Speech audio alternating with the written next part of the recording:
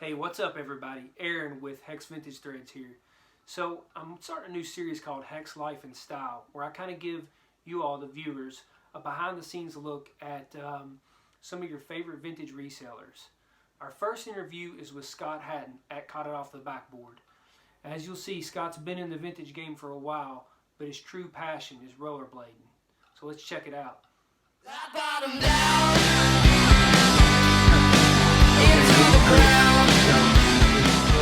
We'll try this out. Hey guys, I'm with Scott Hatton. This is completely new. This is the intro to HEX Life and Style. We're trying to do, or what I'm trying to do here, is just kind of give you behind the scenes or behind the curtain of some of your favorite Instagram handles and vintage resellers, I guess is words I'm looking for. But this is Scott Hatton at Caught It Off the Backboard, and he likes the peace signs. Give some peace. He's eating some chips. And what are you drinking? Yes, sir. Actually, I just topped it off while you were drinking or while you were talking. It's a smoothie from a little place down on campus in Lexington, Kentucky. It's called Jumpstart Smoothies. Best smoothies in town. Cool. It Hopefully, was a pomegranate burst is what it was called. It's delicious. hopefully you sanitized the cup and everything before you took off with it. Nah, man, I live life on the edge. It's cool though. So that leads me into my first question. What have you been doing during quarantine? You're looking at it. Just, this is it. Just a lot of, sitting in my garage and waiting until it gets dark, then I go to sleep. You watching anything? Nah, I tried to watch Tiger King, but then I saw some stuff where he was trying to make it okay for him to say some racial slurs, so I had to stop watching it. Yeah, that's not surprising. That show was an absolute train wreck. But it's like one of those things you are watching and you can't stop watching it for some reason. Charming fellow, though. Yeah, definitely. He charmed people out of a lot of money, and now he's charming all of us to watch the show. So Yeah. crazy. But so I want to talk a little bit about obviously the vintage game and the vintage scene and how you kind of got into that. But let's first kind of talk about where your true passion is. So if people who don't know and you're just kind of getting to know Scott here, Scott is were you a professional rollerblader at one time or what? I wouldn't really call it like a professional rollerblader. I skated in like professional contests and stuff, and I won some money from it. And occasionally I would get, broke off a little something from companies, and they would send me free stuff. But I mean, I don't know. I wouldn't call it actual professional rollerblading, but I mean, I competed with guys that were, like getting paid not a lot of money, but getting paid frequently and going to contests and winning and stuff, winning a lot of money and stuff, not a lot of money. But guys that were considered professional rollerbladers. So Good money for the age, right? No. No, okay. No, good money for no age. It's hardly, it's like lemonade stand money that we get paid, honestly. Wow. So how old were you when you got into rollerblading? I was 4 years old. 4. Wow. Four. Yeah, I got my first pair of like actual like aggressive inline skates when I was 4 years old. And actually, well, it might take a minute to dig them out, but I have not the exact pair, but like the exact same model that they were. They're like right on the other side of the garage, but I think they're packed away somewhere. But yeah, I got my first pair of like actual like aggressive skates with like grind plates and all that kind of stuff when I was 4 years old. What got you into rollerblading? When I was a kid, my cousin, he had rollerblades and he got them for his birthday. And we went to a birthday party for him at a skating rink in Harrisburg, Kentucky, which I can only imagine that skating rink is not there anymore. But when I went, I was kind of like his little sidekick. Like anything he had his hands in, I had to have my hands in. So after that birthday party, I told my mom, I was like, I gotta have a pair. And I wouldn't shut up about it. So I guess she finally just gave in and bought a pair and just hoped that I would like leave her alone for a few hours. Yeah. But yeah, so I got my first pair when I was 4. That's cool. That's cool. And so How old are you now? 28. I just turned 28 a little over a month ago. So, gosh, so man, that's so 24 years you've been going at it. So tell me some funny stories. So you were kind of semi-pro, you weren't professional, but you've traveled a lot and done a lot of different, shows and events and things like that. Tell me something funny. Like, what's one of your most memorable stories? Um, Memorable as in like funny or scary or life changing or Just, I just give like me, just you pick, man. It doesn't matter. Something that will interest the people.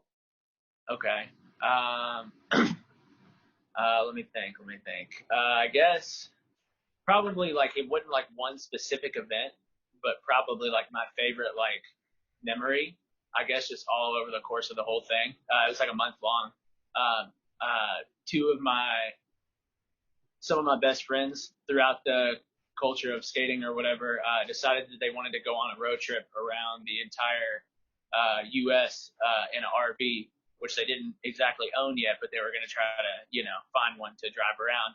And they kept talking about it, and they invited myself and two other guys to ride with if we were down. So I told him I had to think about it because I was still working like a full time job at the time.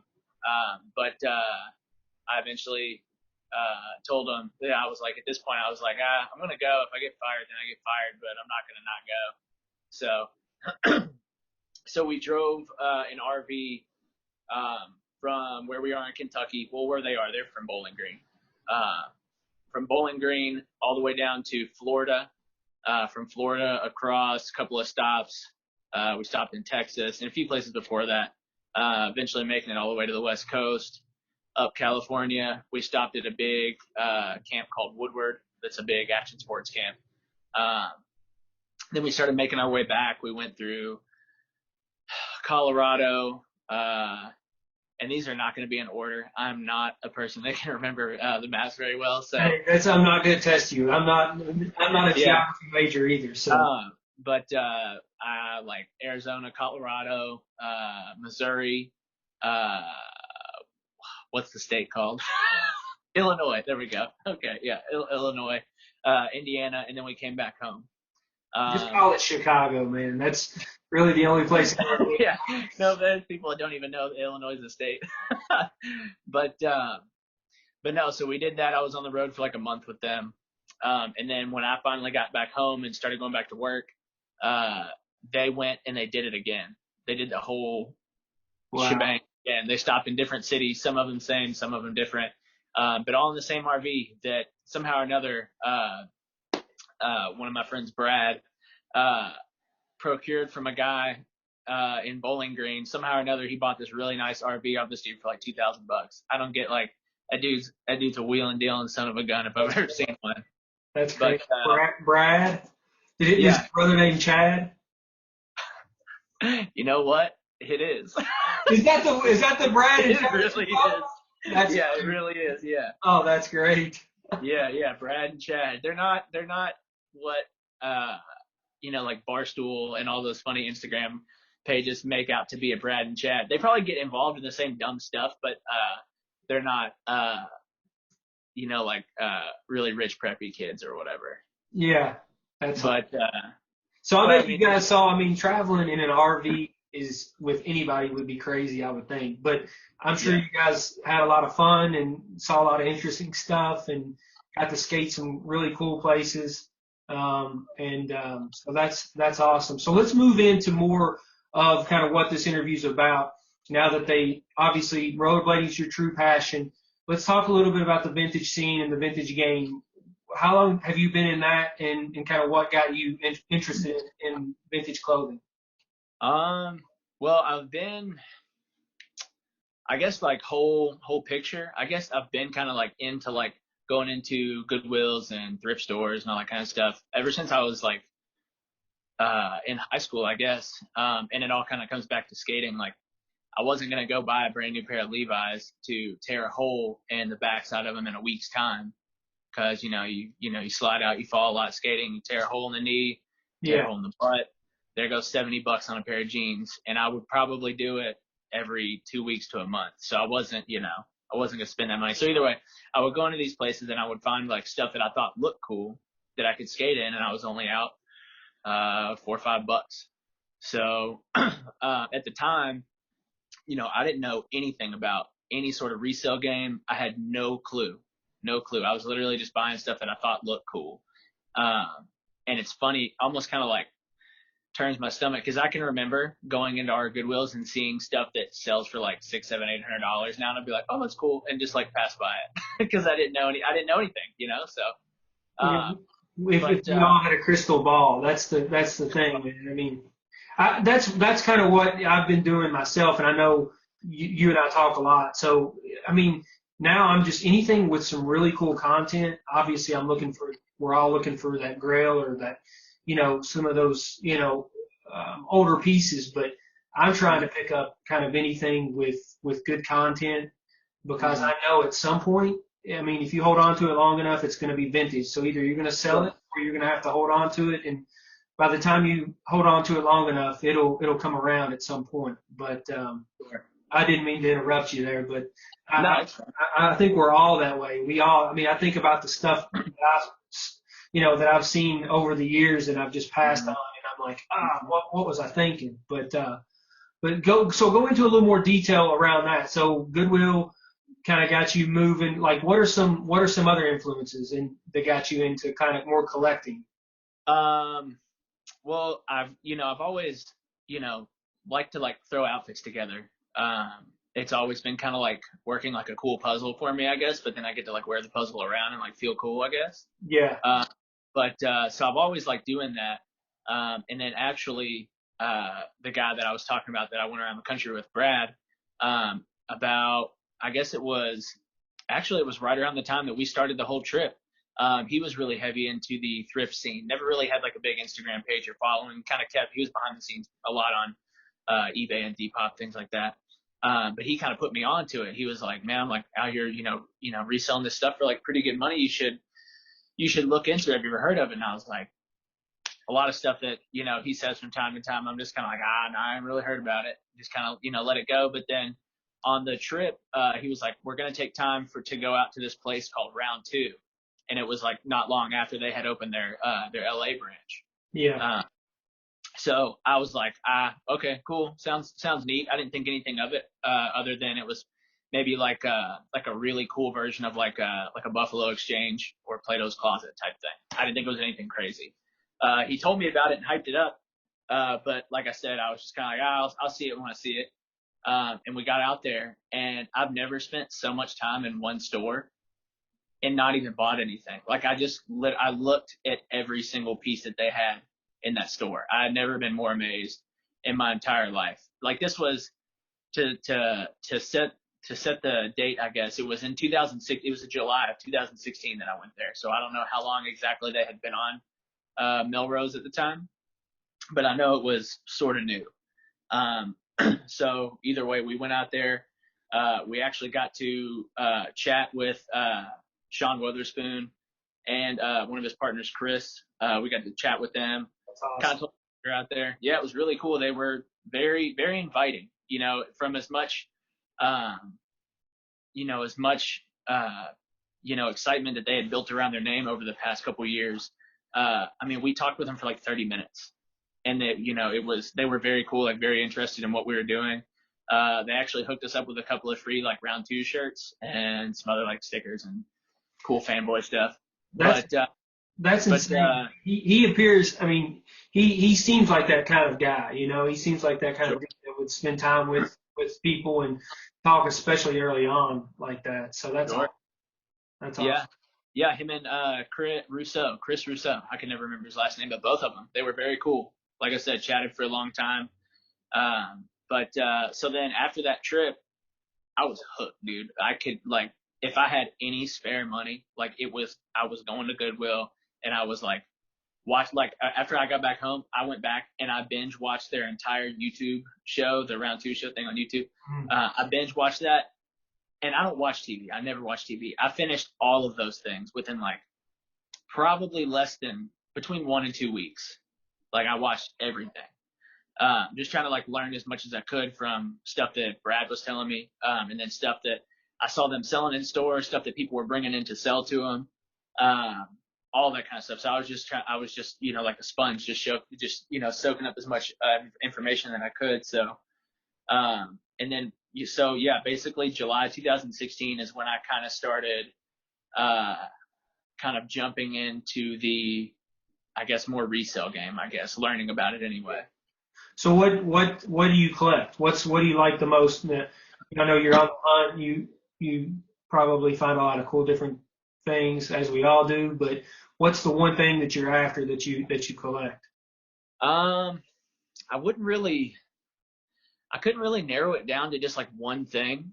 But I guess like the one thing that really stands out sheerly because of the amount of different pieces that I have would either have to be old rollerblade brands or content that involves rollerblading. It doesn't have to be an actual brand, but like in the 90s, rollerblading was so much bigger that lots of like Bugle Boy had stuff with rollerblading on it. Yeah. Lots of random stuff like that. So I love to find that kind of stuff, but then I also really have a soft place in my heart for country music tees. That's like I grew up only listening to country music when I was a kid up until I guess probably like closer to middle school, like fourth, fifth grade, before I even like heard my first rap song. Oh, really? Yeah, which is very interesting because while I still listen to a lot of like uh like 90s and prior country music, like I'm very heavy into hip hop and lots of other music, blues, I mean, anything, in any genre, there's good music to be found. So, I'm very across the board as far as my music taste goes. But definitely, like, I definitely, like, really dig, like, again, like 90s hip hop and rap and stuff like that. I think I'm just we're all, like, in all of that music, all of it lies within the era of, like, 80s, 90s, whether it's, Oh, yeah. rock, hip hop, rap, country, blues, any of that stuff, like all of it is kind of like centralized around like 80s, 90s. So I think I'm just kind of like stuck in the past, which I'm cool with because that's a cool past to be a part of. But Well, that makes two of us because I'm the same way. I mean, we've talked about my thoughts on hip hop. I'm a kind of an old hip hop guy. I like a lot of the 80s and 90s stuff, but and of course I'm crazy about country. Not new country. I like a lot of old country, sure, but but I agree. I mean, but it's funny because now as time goes on, now I really like the style of music from like 2000 to 2005 as far as like hip hop is concerned. sure, And then some of the rock that was in that era was pretty cool. More like I guess more of the emo rock or punk rock, not really punk, not heavy punk, but more of the emo bands like sure, Blink 182, Good Charlotte, stuff like that. Um, sure. I like it now more than I did then. So I don't know if it's just you give it a little bit of time and it starts to kind of come back to you or what, or kind of maybe it reminds you of a point in time in your life or something like that. So I think that's pretty cool. But Yeah, I agree with that. I think I was like, like I was born in 92, so I guess you could say I was like kind of a 90s kid, but like by the time that I was like really old enough to like really like develop any sort of taste, I guess was more like 2000s, I guess. Like I was 8 in the year 2000. yeah, So, like a lot of like my much more heavy memories, like vivid memories that I have are probably from the 2000s. So like, but a lot of that stuff, like you said, you probably didn't like that much back then, but then like as it like pops back up randomly on the radio or on some sort of shuffle that I've got going on my phone, Apple Music, whatever, I listen to it and I like love it now. Like yeah, all the stuff that like the same thing as you, like you probably thought it was like lame because when you were around in the 2000s, like you were a little bit older, you were kind of a little bit older than the generation that was probably listening to like Backstreet Boys and NSYNC and Britney Spears and that kind of stuff. Like that was probably not your thing, but now that you listen to it, it's like it's not like a big interest of yours, but at least you can like listen through the song and be like, oh, I guess it's not that bad of a song. Oh no, So I mean that's what I was talking about with like an era in time. I think like Britney Spears and the Backstreet Boys and stuff right around that TRL time period. sure, And of course, well, you were young, but I was in college. So I mean, right, just kind of really started college in that not well I started college I guess in 98 but that 99 2000 time frame, so a lot of that music takes me back to that period of time. And of Sure. course, I'm crazy about the 90s too, but Mm, it's funny because I like a lot of although I was really young in the 80s and 70, you know, I was born in 78, but all that 70s music my parents used to play on the record player. So sure. I mean, growing up, it was just kind of, you heard it every day. Mm, Now, you know, when I hear music like that, it really takes me back to kind of as a kid. And sure. almost like it's crazy how music can make you feel that way, or like Mm, nostalgia of a shirt you had as a kid or something that you mm, remember from your childhood. It's like you can almost smell the grilled cheese on in the skillet, man. It's crazy. right. But okay, well let's move it on here a little bit. I want to. I mean, I could talk forever, you know, Sure. with you for sure. But for the sake of just kind of people keeping people in tune with you and I mean, of course, you and I talk shop all the time. But Sure. let's so I'm going to start once I kind of they get to know you a little bit. I'm going to end every interview with kind of a PSA. So you know, you Okay. remember the cartoons growing up, GI Joe, the Crime Dog, all of those. They used to give like a PSA at the end, kind of Yeah. basically, you know, public service announcement. So if somebody came up to you, maybe a younger generation or somebody that didn't know you, what would your public service announcement be? Um, don't try to grow up too fast because it's a trap. Yeah. Maybe not word it quite so blunt, but like literally like when you're a kid, dude, like just have fun. Like don't try to act too adult because when you wind up being an adult, like all you want to do is act like a kid anyway. So you might as well just have a blast while you can. Can you tell Lily and Kenneth that, my son and daughter, because especially Lily, she does not get that, and I They understand. never will. Yeah, They never will. It's how it works, man. yeah, yeah. Because now we're adults, and you have the responsibilities and everything else, and you just want to, all you want to do is Sure. go back to when it was very easy. Yeah. So, With, and you didn't have I as mean, many worries and things like that. So, a lot of all the kids, which I mean, not just kids, it's adults too. But like all everybody sees is the funnest parts of people's lives that you put on Facebook or Instagram or the people who do YouTube videos. You only see the absolute most fun part of what they're doing. That's what that's for. Is like a showcase in a sense. yeah, So people who can't realize that, and especially kids, it's very hard for them to realize that. Don't realize that, like, yeah, like, but these people probably put in a crap load of work when they're not on, Instagram or Facebook or whatever, uh, some of these people work like 60, 80 hour weeks, going to a job that they hate, but they're like, like making it seem like they're having like a great time when in reality, like anybody can take a picture, yeah, that's true. you know? I guess that's why we So, hang on to, you know, I mean, that's, you know, I mean, you hit the nail on the head with that, man. I mean, because, you know, you look at social media and you look at all these different outlets that everybody has, and everybody's life looks, you know, great, or maybe you can kind of read into a quote or whatever to really where mhm, they are in their life. But that's one of the things I like the most about the vintage scene is mhm, that, you know, you can go scrolling through and you, like I said, you see a shirt from your past, or you know, you interact with other, you know, people, or someone reaches out to you and says, hey man, I had that shirt as a kid, you know, how much is that? What's the price on that? I'd love to have it. mhm, Those type of things to me is really, I mean, you know, now that it's kind of become so big on Instagram and through other, you know, outlets like Depop and stuff, just the mhm, networking and the interacting with customers and with other people that buy and sell and trade. I mean, it's really cool. And that's, you know, at my age, at 41 years old, you know, mhm. I guess, you know, like you old heads call me, or you young guys call me dad, but Mm, and all joking aside, I mean, this is what you know, this feeds kind of my inner child and that whole idea. sure. Well, I guess let me break that down. I like it. I like the idea of the entrepreneurship and the business. That's what that's kind of my thing. I love that. But before any of that, I love the networking and the working with Sure. others and all of that goes with it, and the nostalgia. So that's Sure. but I agree, man. hopefully the kids will get that one day. Hopefully they'll understand that and they'll look back and they'll think, when they do get older, they'll still enjoy those things and look back and really think about the memories that were created kind of around their childhood like that. So cool, man. Well, listen, I'll let you go. I appreciate it.